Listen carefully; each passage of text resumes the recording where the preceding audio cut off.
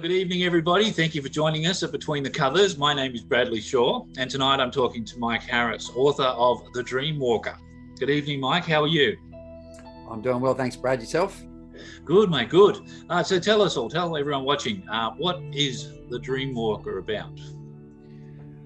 Okay, it's very simple. It's a thriller aim sort of novel where I wrote it with, I guess, three main ideas as I was lying in a hospital bed when my life had been fairly majorly impacted with a bit of a health incident and lots of other stuff. And in the fallout of actually realizing I had to redesign my life, one of the things that came up was a dream that I'd actually had for a little while but never done anything about, which was becoming a storyteller.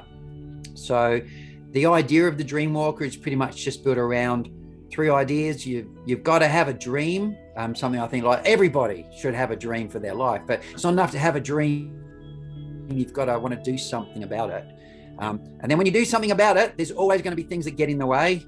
And so you got to fight for it. It's just in the book. Hopefully it's not going to happen in my life as I'm walking the dream, but in the book, people die, and it's written deliberately to try and like mess around with your head a little bit with trying to work out, well, what is actually going on? And just when you think you got it, hopefully you realize you haven't. Until the last page. And of course, then on the last page, it's like, yeah, baby, all good. That's it. So yeah, got to have a good ending. So tell us, Mike, was it hard to write? Was it hard to construct such a intellectual and metaphysical style of book where you had to have so many facets? Not. I found it really quite simple and straightforward for myself, but that's my background. As an engineer, I'm used to designing things. So, and because I work with technology and designing computers, so for me, it's like working with logic, twists of logic. So it was quite easy to translate that from designing computer into designing a story that flipped around and twisted and turned, and I love that sort of stuff anyway. Like I've always loved reading those sorts of books. So I just found that as I wrote, it flowed. There's even twists and turns I did not originally plan. It's as I wrote it, it just kept on twisting and turning on it. So it was just like, I really like this. Yes. So you constructed a plan for the book originally. So you laid it out in chapters or style, and then you found yourself sort of going around the tangent of the story itself. Is that what you're saying? Yeah, well, I've heard they say you're either a planner or a pantser. You either plan it out or you fly it by the seat of your pants. I worked out I'm a plantser. So I planned it all out. I had all my chapters, had the ideas there, and by the time I finished the book, it probably had about 15 extra chapters, and half of the chapters I'd originally planned had changed a little bit. So, but it still followed the same storyline. It still started at the same point, got to the same ending. Good. And how long did it take you to do that? How long did it take you to develop and write the story? Like, what was your timeline? All up, that first draft was about 4 months. Oh, that's good. That's good. So you got a fairly clear vision of the story and didn't seem to struggle with it too much? No. Well, I guess I'd originally started with the story about 5 years earlier when I'd actually had an opportunity. I took a redundancy, at my workplace, and I treated it like a long service leave. Took 6 months off to write the story, wrote the first 5 chapters, which are very different, or incredibly different to what they are now. But wrote the first 5 chapters back then, and then got sidetracked and ended up getting myself back on the treadmill of life, It wasn't until this health thing came along and completely flipped my whole world around that left me in a position where I had to work out something I could do while I'm lying in a bed recovering. And it actually was a really important part of my healing process, actually, was writing. I found it really, really therapeutic. Absolutely. And I hear that a lot of people just in mental stimulation or physical interactivity to their imagination can be very healing. It's good. Yeah. So were there any real challenges with the story? Were there any parts that you found very arduous or difficult to write, or that you had to, work through? Not in the first draft. No. So No. the first draft, like, I just loved it. I just found like writing was just so easy, and I was encouraged. I was very excited. Like every time I was writing, I probably do things a little bit differently. Like I have this weird thing. Like when I'm writing, it's almost like I watch the story. So there are so many chapters where I'm simply writing down what I'm watching. So I have the idea. I go to write the chapter, and seriously, like with Dreamwalker, it would be over half the chapters where when I finished the chapter, I was like, what the heck? I didn't see it coming. And it's my story. It's just like, it completely freaked me out. I don't know if you have other people like that, but that's how I write. So for me, it was almost like reading my own book, and sort of semi-watching it as well. So like, I really, really enjoyed it. I've heard people say that. I've heard people have that moment where they're in that zone and they're sort of immersed so deeply in their writing that they haven't actually consciously acknowledged it until they go back and reread it, and then they're blown away themselves. So they know, and I think that's a sign of, I think you've got a good story, a good element when you know that happens. So well done. I'll give you an example. Like in the second book, like there's a guy at one point where the bad guy goes into a room and he sees a photo on the wall. Now, I never thought of a photo. I'm just writing, I'm just watching, and I see, and I got chills when I realized what the photo meant. It actually added a whole new dimension. The last third of that book is like, whoa, what a complete transformation. So I love that. Then I actually find then having to go back and do second versions and edits a lot. That's the arduous part. Yeah, that's that's when the discipline kicks in, I think, as being a serious writer. I think people can write a story. Yeah, I mean but that's right. You can be a writer and you can create a story and outline and do a good job. But can you be an author and really work through the process of editing and culling? And did you find when you were editing through this book, you had to remove a lot, you had to correct a lot, or was it fairly just standard to most editing standards? Okay, so I think for me, probably one of the most critical things I've done with the novels I've written so far. So the first two that are ready. So you've got the first one. The second one is ready to. We'll talk about it some other time. But ready to start going into the editing process. It's gone through the first version. It's gone through an appraisal and then a major rewrite. So for me, it's like that appraisal. So for Dreamwalker, when I got a formal appraisal done, it was brilliant in the fact that they came back with all these things I could do to improve my writing style, and then some really good ideas on shifting the manuscript to make it a better reading story. That was hard. Because I had to cut it. It was originally like a 97,000 word book, and I had to cut it down to like mid 80,000. So that was probably the hardest thing I think I've had to do with books so far. Yeah, being ruthless as a writer is hard when you love your story and the content. Sometimes you have to get rid of a whole subplot just to make the, to get the story to flow properly. It's really hard because which part do you move? Which part do you want? Which part do you they call it an edit. I call it surgery. Yeah, you've got to be done delicately. Yes. No, that's cool. So when you're writing, do you find that that you're invigorated, or does it give you an exhaustion? Do you have, like, after hours of writing, you're so fatigued, or do you find invigoration out of it, excitement? Again, depends on which part. But when it's the first draft, I love it. It inspires me. Like, seriously, there are moments when I find it really hard to stop. You just want to keep going. Especially, I try and set deadlines on each time when I actually get the days to sit down and write. So today I'm going to write this chapter. I pretty much aim for writing a chapter across a day when I'm writing. And pretty much always hit that target. Not always, but most of the time. But I'm, as I said, like, I'm watching the movie, and yet it energizes me. So first draft, definitely energizing. Later drafts, I know so much about energizing. That's right. Not so much motivation there. That's fine. Yeah, that's good. So when you are invigorated and inspired, do you find that you do go off your plan originally much? Like you mentioned earlier, that you'll have a plan. Do you find yourself going way, like, you ever have to pull yourself back and say, hang on a minute, this story's just changing too much. It's going off where I don't want to go. It's okay. To me, the way I see it, it's a little bit like a journey. Like if you're going to go from Melbourne to Brisbane, you could plan your route and you know the route. But it's like as you're going there, you get these magical moments along the way, these little stops and sometimes detours. And the first thing you're going to check, is it still going to help me get to my goal, my destination? So as I said, like Dreamwalker, I probably got like an extra 10, 15 chapters in there from what I originally planned. So originally it was 4 segments, 10 chapters, and it's ended up, I think it's like 55 chapters. But as I said, like with most of them, I go, oh my goodness, I did not see that coming, but I love it. And I'm excited and inspired by it. I can't wait to get into the next chapter. But I also see how, even though it might be a detour, it's really added to the journey. It's added a whole new color, dimension, viewpoint, whatever.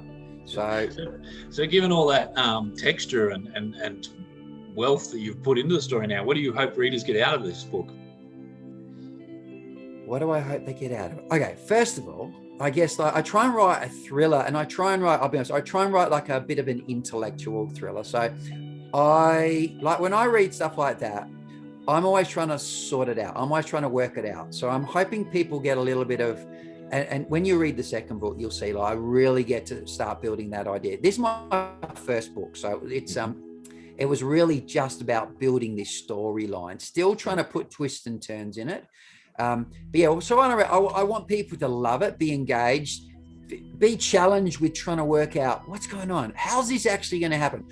Is he really a bad guy? Is that really a good guy? You know, like, and because I changed them across some of the books that I've planned. You know, you're never actually going to know them. Some of them are going to die, and like lots of different things that happen. So I really, really like that. But I'm hoping, so each of the books I've already planned, they have a major subplot as well, which is real life.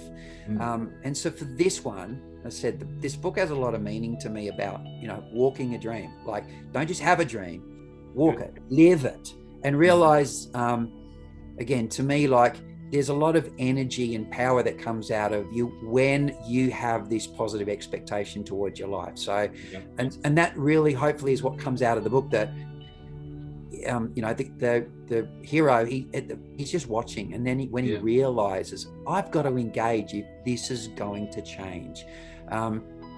And then it gets nasty, obviously, because you know there's some opposition.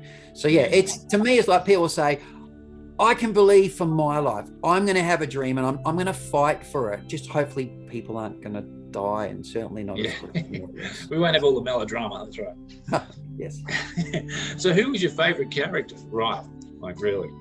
Sorry, say that again. You just cut out for a moment. Who was your favorite character to write? Like when you were writing, who was the one that you enjoyed most? To be honest, I'm going to be honest, it was the bad guy.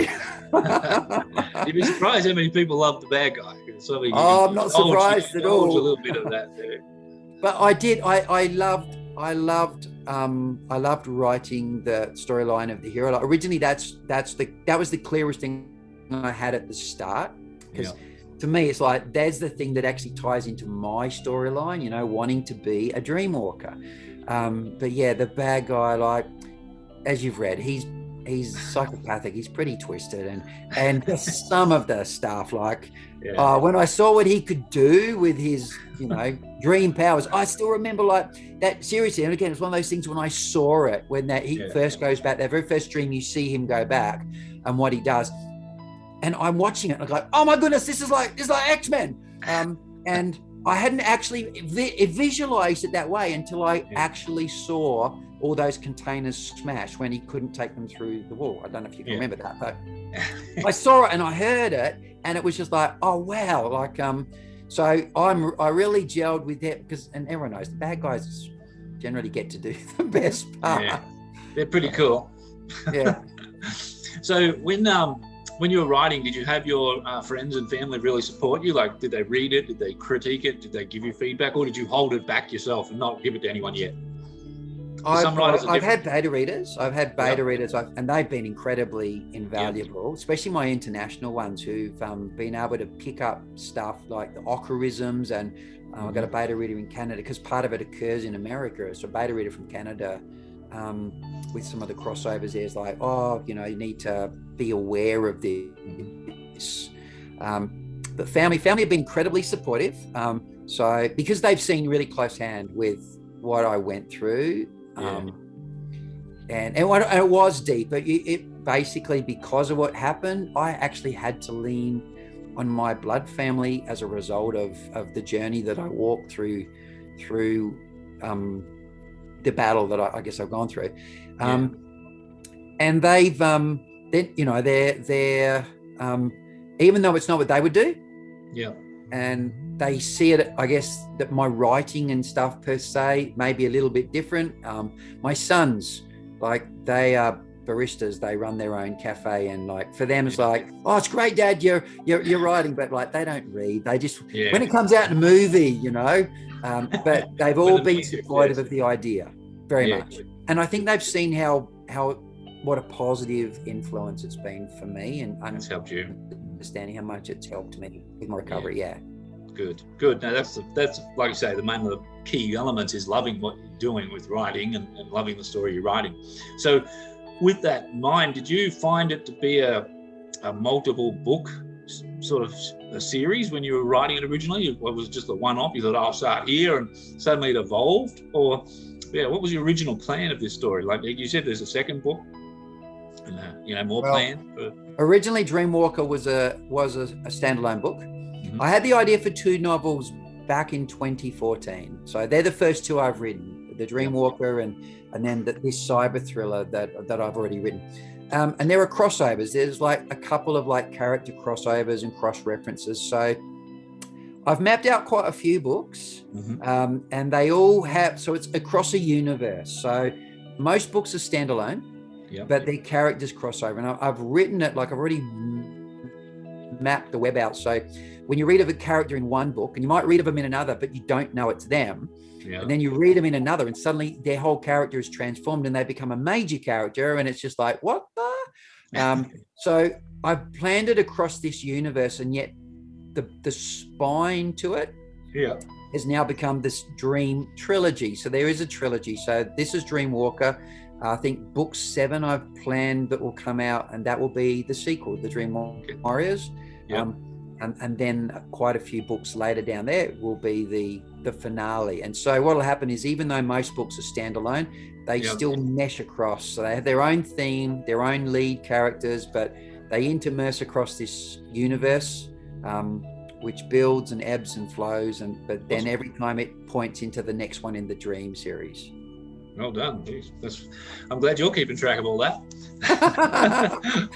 I'm glad for computers. Like someone said to me, wow, the map on your wall must be insane. When a couple of my beta readers, when they've heard with regard to most of the novels planned out, and they're like, this is exciting, but are you not going crazy? And so I'm so glad for computers and spreadsheets. So yes. Thank God for that. Yeah, I can imagine, like, if you were writing it 50 years ago, you'd have it all over, as you say, stuck all over your wall. So just, if I may interrupt, Mike, I'm just going to talk to the viewers for a moment, just to update you on the book. It is available, coming in July. You can grab a copy online at anywhere that your books are sold, and also at your local bookstore. We do ask you to support local businesses. They're a paramount part of our industry. So go to your local bookstore and order Dreamwalker from Mike Harris. We'll grab it online. Pardon me. Sorry, Mike, just had to give you a plug there. So getting back to the conversation. So tell us about, like, when what would you say would be your best or weirdest habit when writing? Like what's your quirk, I guess? Okay, I think I've sort of already mentioned. I think, to me, my quirk is definitely I watch the movie. So I write. That's the whole thing, is your visualization. Yeah. And not with every chapter, but probably 2/3 of the chapters, as I'm writing them, I can visualize it. And as I said, like, very often I'll see things that actually will be so different to what I'd planned out. And I actually have so many moments where I go, what? I did not see that coming. That's awesome. And how many hours do you write, or how many hours do you watch this movie? Okay. So you're basically just binging on television on your own movie. In my head, well, I guess, which is a really scary place to be. But When I can. So again, my health, I still have ongoing health complications, but if and when I can, I try to treat it like a job, if that makes sense. So I try, like my goal is when I've got, I guess, the good days, I will try and go for like say 9 till 5 or something like that. And obviously having breaks, and because I'm working on a computer, I get up, I have an alarm set off every 30 minutes to get myself up and stretch, move, do a little bit of exercise or make a coffee or something like that. But yeah, if I can, I try and treat it as a job. And hopefully I get to the point where I no longer have the health considerations and I can just do that. So good. So you said earlier too so this is your first book, even though you started planning in 2014. Is this the actual first physically written book of your escapade as an author? Yeah, definitely. That's exciting. Yeah. So what do you think took so long to evolve to becoming the author? Oh, I got back on the treadmill of life, which I think was the thing that brought me to the point where I had this health concern, which has actually then enabled me to get off the treadmill and write stories, So I actually don't call myself an author. I call myself a storyteller. And to me, that's really important because not only am I telling a story, but I'm trying to, I build my characters around so many other people's stories as well. So yeah, good. So did you have to do any research or design any to understand any influences in this book outside of what your imagination was? Did you find that there was research needed? Totally. Yeah. So, and what sort of research did you find? Okay, so each book I've written so far, they incorporate real live events. So, say for example, in Dreamwalker, there's an incident that takes place on Flight 11 that flew into the Twin Towers. And people probably won't realize the actual conversations that you see get transmitted over the PA. They're actually the real ones. They're actually the ones that were so the shifts in the plane direction, that's actually all exactly what happened and when it happened. But obviously you've read the story, so you understand that there is there's an alternate version. I don't want to go into it too much, but what actually happens in the book, what you end up seeing happen, is actually based around exactly what occurred on that awful day. Yeah, and that's important too. I think you got to keep, even though it's fiction, you have to have authenticity in the sense if you're going to be relating to present times or present events. Yeah, for sure. But that's good. It's good to know you took that seriously because sometimes people just embellish science fiction or fiction into whatever they want it to be, and then of course that challenges our beliefs or our knowledge of history. So, with that in mind, when you wrote this book and you wanted to take the step as a storyteller or as an author, they're both in the same.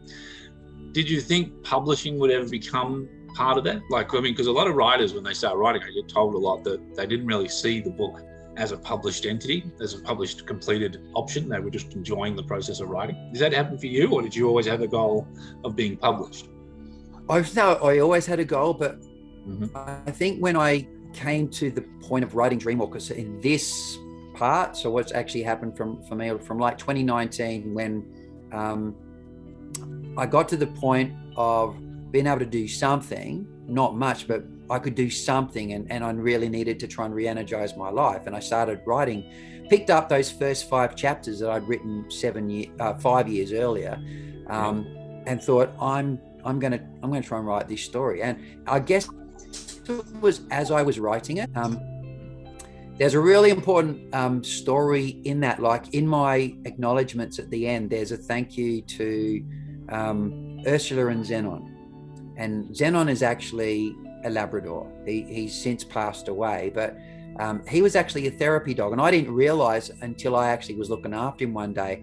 And I was actually crying from the pain of the stuff that was going on. And the dog just was like aware and came over and just started licking my feet where the burning was going on at the time. And it was weird. It was like there was this real amazing connection. And it actually is weird. As I was writing the Dreamwalker, it inspired an even greater dream in me. So to me, a really important part is publishing my books. Yeah. Because I actually want to use them as a means to actually accomplish a greater dream. So my dream is actually not becoming a well-known author. I would love that to happen, because that will actually fund the thing that's actually more important to me, which is which is what comes next. Okay, big mystery suspense drum roll there. It's basically going to try and make sure that no one else has to go through what I've gone through, in the way I've had to go through it. I understand, and I'm sure that will happen, I'm sure. So one last question just before we wrap it up. When you were a young chaka and you had all your... What do you say? What, last year? Yeah. Well, that was younger. But when you were knee high to a grasshopper, what did you see yourself doing? And do you think your life has gone into other than unexpected events? Do you think your life goal being a kid has gone that way? I think it's almost gone a full circle, to be honest. Like my mum tells me when I was really young, I wanted to be a fireman or a rubbish truck driver. My favorite one is she told me, like, back when I was really young, I wanted to be Superman. Yeah. Apparently I was so convinced I was the guy who wears the undies on the wrong side that I ran out onto Main North Road, which is like one of the main roads in Adelaide, and I was going to stop a car with my bare hands to prove to her that I was Superman. So thankfully she stopped me. So my story didn't end back when I was like 4.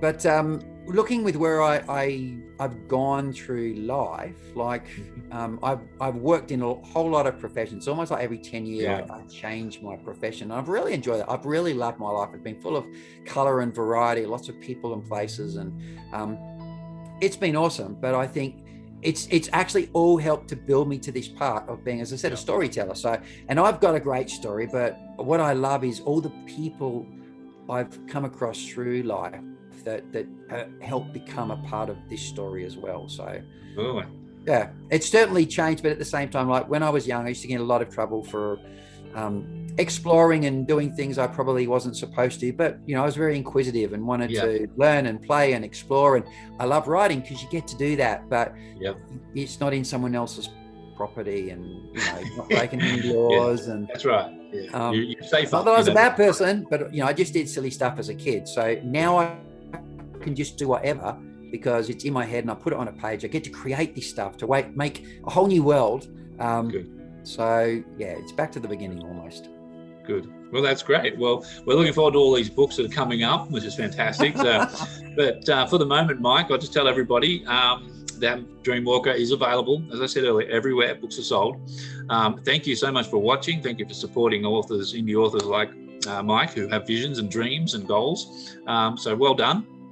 And please buy his book, please read, and give a critique, give feedback is always great.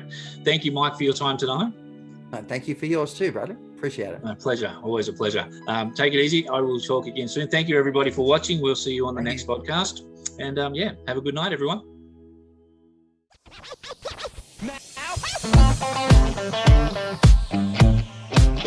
Now.